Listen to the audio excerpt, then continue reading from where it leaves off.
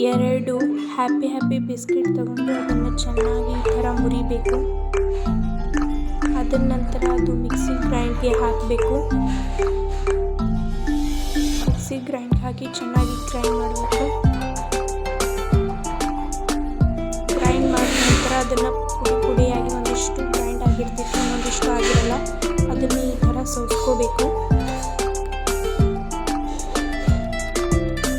ಸೋಸ್ಕೊಂಡು ಈ ಥರ ಅದನ್ನು ಗಟ್ಟಿಯಾಗಿ ಹಾಲನ್ನು ಹಾಕಿ ಗಟ್ಟಿ ಮಾಡ್ಕೋಬೇಕು.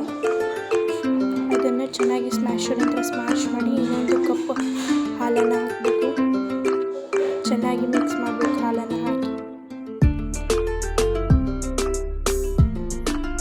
ಇನ್ನೂ ಪ್ಯಾಕೆಟನ್ನು ಹಾಕಬೇಕು ಒಂದು.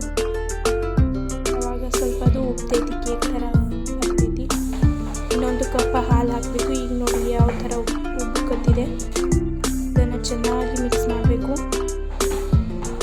ಮಿಕ್ಸ್ ಮಾಡಿ ನೋಡಿ ಈಗ ಯಾವ ಥರ ಉಬ್ಬಿದೆ.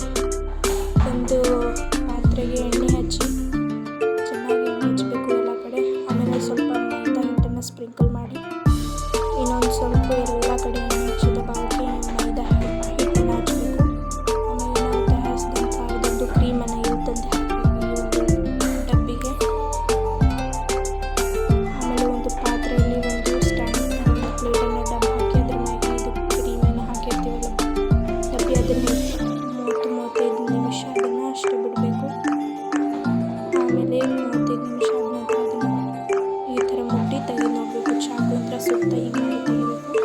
ಆಮೇಲೆ ಆ ಪಾತ್ರೆಯನ್ನು ಟಬ್ ಹೊಡೆದು ಈಗ ನಮ್ಮ ಕೇಕ್ ರೆಡಿಯಾಗಿದೆ. ಎಷ್ಟು ಸ್ಮೂತ್ ಮತ್ತು ಸ್ಪಾಂಜಿ ಆಗಿದೆ ಅಂದರೆ ಫ್ಲಫಿ ಮತ್ತು ತುಂಬ ಸ್ಪಾಂಜಿ ಆಗಿದೆ. ಟೇಸ್ಟ್ ಮಾಡಿ ನೋಡ್ಬೋದು. ಮೇಲೆ ಈ ಥರ ಬರ್ತದೆ, ಅದನ್ನು ತೆಗಿಬೋದು ನೀವು.